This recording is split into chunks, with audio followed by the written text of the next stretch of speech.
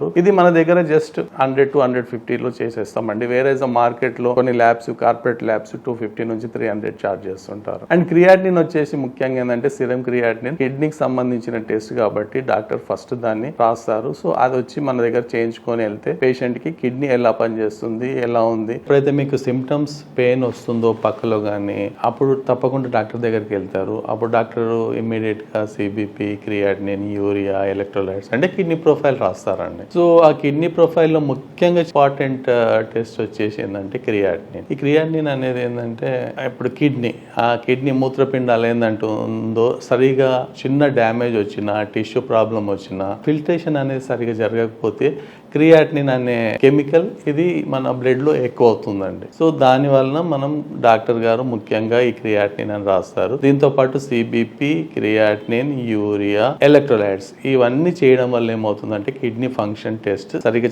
జరుగుతుందా లేదా అని తెలుసుకోవడానికి డాక్టర్ గారు రాస్తారు. సో దానికి మనం ఇవి చేయించుకున్నట్టయితే టోటల్ గా ప్రాబ్లం సాల్వ్ అవుతుంది. ఏ చిన్న ప్రాబ్లం వచ్చినా ఇంకా ఫర్దర్ ఇన్వెస్టిగేషన్ చేసి మెడిసిన్ ఇవ్వబడుతుందండి.